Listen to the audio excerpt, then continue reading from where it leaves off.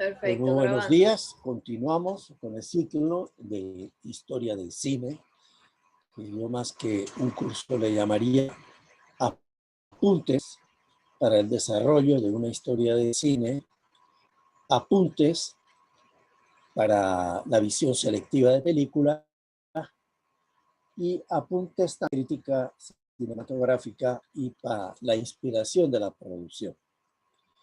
Bien, en esta nueva unidad ya entramos en la unidad 2 del programa, que se titula Los primeros movimientos. Si ven ustedes en el programa, hay como 3 subsecciones, ¿no?, dentro de la unidad 2, recapitulando lo que son las tendencias o movimientos más notables que hay, ¿no? Se habla del impresionismo y el realismo franceses, en segundo lugar del expresionismo alemán y en tercer lugar del cine soviético. Hay que tener en cuenta, como les mostré en un cuadro anterior en la última sesión, que hay también otros movimientos como el del surrealismo y el dadaísmo, más vanguardistas, y pudiéramos añadir otros, pero ya al final de todo este ciclo, que prácticamente coincide con la posguerra. Pero cuando hablo de la posguerra, en este caso en el programa, se refiere a la Segunda Guerra Mundial, ¿no? En cambio, lo que vamos a exponer ahora tiene en el entremedio del ciclo la Primera Guerra Mundial, que fue de 1914 y 1917. ¿Por qué hacer estas precisiones? Porque las guerras van a influir notablemente en los niveles de producción y el desarrollo de la cinematografía, más bien iba a decir en negativo, desde el punto de vista del colapso de la industria, ¿no? Y eso ocurre tanto en la Primera como en la Segunda Guerra Mundial. Naturalmente, en ambos casos, la cinematografía europea va a quedar mucho más afectada que la norteamericana, que se va a ir imponiendo. Bien, puedes poner ya la primera diapositiva, que tiene que ver con una línea cronológica. Es una simplificación tomada, a ver, la primera diapo, es una esquematización. Vean ustedes ahí en la línea central, como verán, hay una línea temporal que marca, tengan en cuenta que en la parte de abajo tenemos la fecha más antigua, que es la de 28 de diciembre de 1895, ¿no?, que es la que corresponde a la primera presentación cinematográfica. Después, arriba vemos 1902 con la imagen Vieja la luna de Méliès. Después abajo, para poder introducirlos en la misma serie cronológica, aparece Griffith, y así consecutivamente. Después el año 20, estamos ahora en 1920, aparece un collage de imágenes que tiene que ver con el acorazado Potiomkin de Incestén en Rusia y el perro andaluz en la parte de abajo. Y ya en 1927 tendríamos el comienzo del sonoro. Naturalmente, lo que vamos a comentar hoy tiene que ver más bien con la etapa que llega hasta 1925. O sea que estamos hablando de puro cine mudo, teniendo en cuenta naturalmente que era cine mudo, si bien a veces adosaban, digamos, con un grupo musical, ¿verdad?, o un conjunto musical o un pianista para acompañar la exhibición o la proyección. Pues bien, primero una aclaración sobre el tema los primeros movimientos. Claro, al decir los primeros movimientos, en el caso del programa, pues está referido solamente a la parte estética.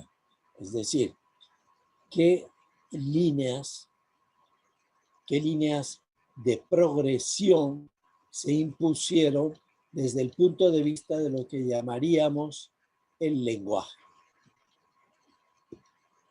A ver, ahí está interceptando mi visión.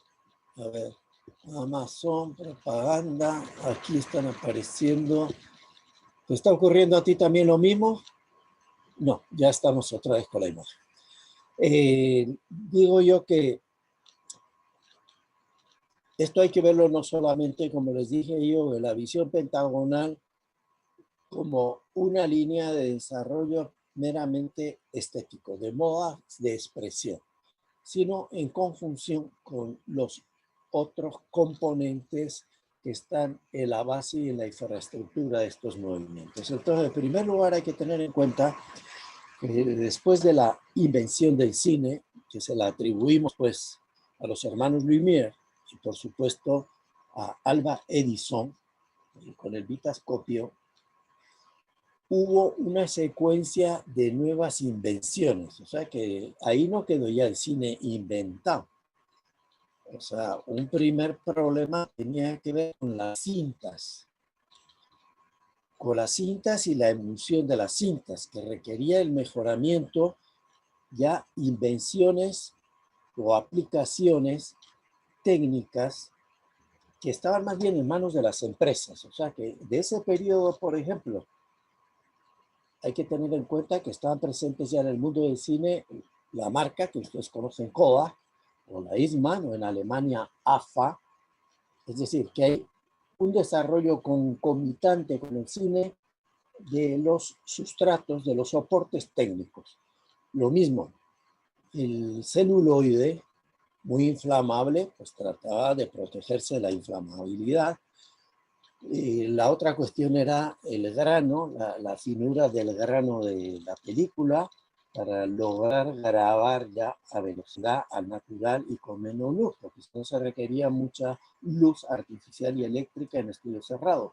Y todavía era muy difícil lograr filmaciones exteriores. Todo eso dependía, digo, de las condiciones técnicas. Y naturalmente ahí se conjuntaban los grupos, vamos a decir, de emprendedores, empresarios.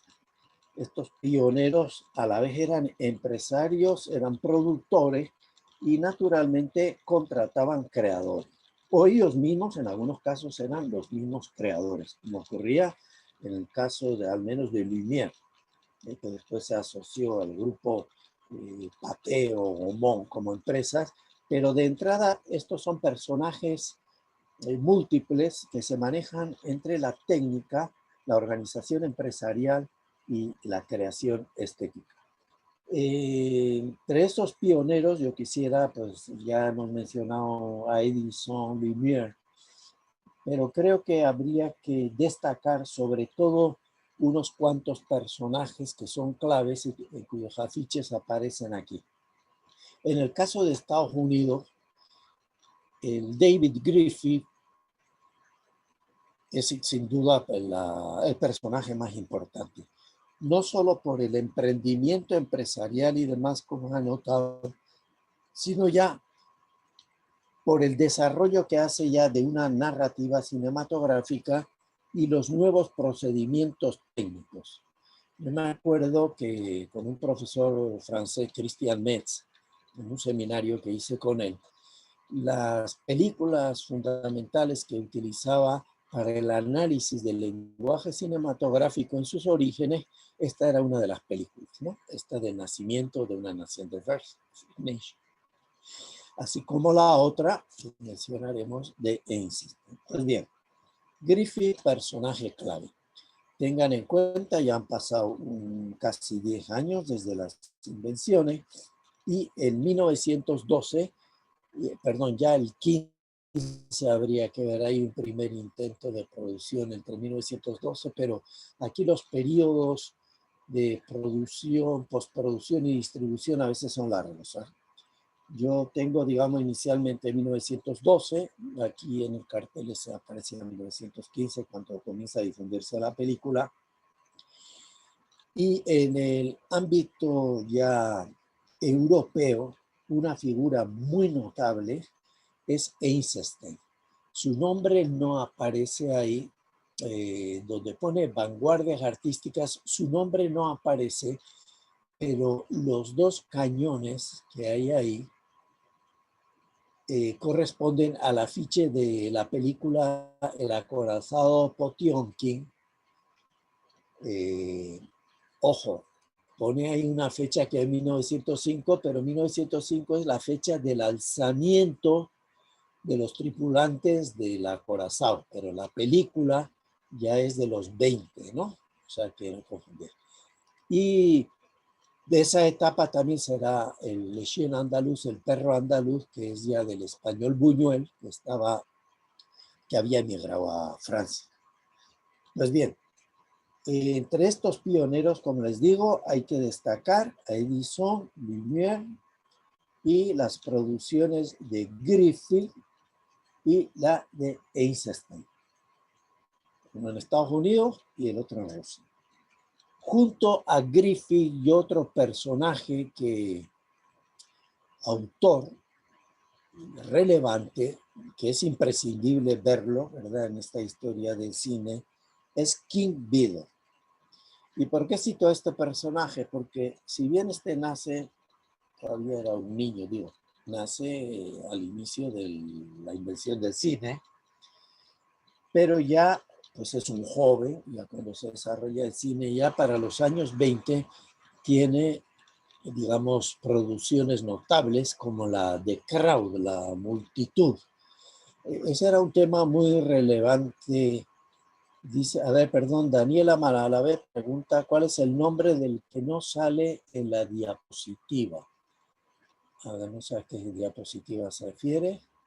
El que no sale. Bien, el que no sale es Eisenstein. O sea, donde pone vanguardias artísticas en esa diapositiva, que aparecen unos cañones, ¿verdad? De un acorazado de guerra, ahí no aparece el nombre de Eisenstein. Entonces es el ruso Eisenstein. Bien, como les digo, en el caso norteamericano, hay muchos que son muy relevantes, pero como estamos nosotros aquí tratando de ser selectivos, King Vidor es fundamental porque, como digo, nació justamente cuando se inventó el cine, pero ya era un joven cuando se desarrolla a los años 20 y produce una película como The Crowd, La Muchedumbre, que tiene un aire documental, pero es muy significativa porque refleja también la obsesión y la preocupación que había por lo que llamaban la sociedad de las masas, ¿no? Había un ensayo de un español, Ortega y Gasset, que se llama justamente La Revolución de las Masas. O sea, el fenómeno de que las grandes ciudades y hay grandes aglomeraciones demográficas y la concentración de la población, y eso como nunca se había visto. Entonces, Griffith ya en la época del cine mudo produce esa de Crown, La Multitud, y de esa época también hay un libro muy famoso que se llamaba La Muchedumbre Solitaria, reflejando ese nuevo mundo de la ciudad. Así que recomendado The Crowd de King Vidor. Claro, Vidor después además tiene la virtualidad de que va a ser uno de los grandes creadores cuando comience ya el cine sonoro. Y ahí hay una película muy relevante que es Aleluya, que se la recomiendo también, pero ya corresponde a la etapa sonora. Y en el caso de los creadores ya del mundo europeo, además de Eisenstein y su grupo de referencia, porque en torno a Eisenstein pues está también Tudokin, el autor de La Madre. Claro, hay que tener en cuenta también que estaba la Federación de Actores Excéntricos, se llamaba ahí. Entre estos estaba el director cinematográfico Kozintsev. Y después hay otro personaje muy notable también, que es a la vez director, creador, técnico, que es Dziga Vertov. Yo creo que las películas de esos que he mencionado son imprescindibles para tener un mínimo de cultura cinematográfica y sobre todo también para aprender de las innovaciones expresivas y técnicas que aplicar. En el caso, por ejemplo, de Striga Berto, que reflejaría el ambiente más bien de la Revolución Soviética, pues él tiene una película que es una maravilla desde el punto de vista estético, que es La cámara ojo, porque él tiene la tesis de que el ojo es como una cámara. Entonces hace un paseo por toda la ciudad de cómo es el amanecer de la ciudad de Moscú y en un traveling interminable, aunque tiene montaje analítico, pues va paseándose por toda la ciudad de Moscú, ¿no? Eso en una visión que decimos de estilo realista. Y en Alemania hay que considerar sobre todo, y es iniciador de un nuevo movimiento, la película del doctor Caligari, que se llama Viene, lo mismo que en castellano el viene, pero comenzando por doble B o W, Viene. El gabinete del doctor Caligari, que es ya también la expresión de un cine innovador desde el punto de vista ya creativo. Como digo, pues estos pioneros son a la vez emprendedores, técnicos, creativos. E incluso Einstein, que era de formación arquitecto, realmente él realiza ya los guiones visuales, ¿no? Eso que ahorita tiene su nombre técnico escrito en el caso de la publicidad y demás, o el storyboard, etcétera, los dibujaba, ¿no? O sea que, como ven, eran unos personajes muy ricos desde el punto de vista de las competencias que tienen. Lo que pasa es que a medida que se desarrolla el cine hay una división funcional. Unos se dedican a productores, otros a actores, otros a edición, otros a dirección. Pero esto es a medida que hay un crecimiento. Pero los primeros son un poco omnímodos, no tienen capacidades múltiples. Por eso, al hablar de pioneros, primero quiero mencionar ese aspecto de pioneros en el emprendimiento. En segundo lugar, se puede hablar también de movimientos en el sentido de los géneros que fueron creándose. O sea, todo un movimiento creativo vinculado no solamente a la factura del punto de vista, qué sé yo, de uso de movimientos de cámara, montaje, sino de la creación de los primeros géneros cinematográficos. Así como en literatura hablamos de épica, poesía o lírica, teatro, dramaturgia, aquí también nos encontramos que van surgiendo los nuevos géneros cinematográficos. Entonces, en un recorrido breve, ¿cuáles son los géneros cinematográficos vinculados a estos pioneros, a estos movimientos? En primer lugar, naturalmente, lo que entenderíamos por reportajes, documento, noticiero, porque recuerden que justamente las primeras grabaciones que hay de salida de una fábrica y tal tienen un carácter como documental noticioso. Después estaría lo que llamamos los relatos. Los relatos ya supone que hay una cierta narratividad, es echar un cuento, contar una historia. ¿Sí? Después estarían los creadores del burlesco, que de alguna manera los números que eran de vodevil o de circo, pues los grababan, los filmaban, usando desde luego las nuevas técnicas, ¿no? Y los nuevos efectos especiales. Después estaría también el género del drama. Trátese de hacer una reconstrucción histórica del pasado, como el caso de Napoleón de Avergans, o simplemente dramas de la vida cotidiana sobre conflictos familiares, divorcio y, en fin, todos los dramas humanos que están vinculados al quehacer y a la vida social, sobre todo de las grandes ciudades. Pues bien, en este recorrido de géneros, yo los autores que les recomiendo ver como imprescindibles en toda la época del cine mudo Es importante, naturalmente, curiosear algo los noticieros de época, qué sé yo, por ejemplo, en Rusia, la coronación de Nicolás II, del zar Nicolás II. Pero más allá de los noticieros, creo que hay una figura muy importante y se le considera de alguna manera un pionero en el desarrollo del documentalismo antropológico, que es Flaherty, ¿no? Con Nanook el Esquimal. Después tiene otras posteriores, pero esa película es digna y imprescindible de verse.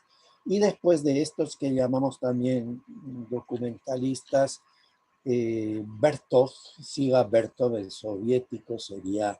Bien, yo cuando hablo de esta época hablo de soviéticos y no de rusos porque ya se había instaurado la URSS desde la Unión Soviética, ¿no? De países socialistas. En el caso de la narrativa, en el caso ya de lo que llamamos echar los cuentos, puedes pasar a la siguiente diapositiva, por favor.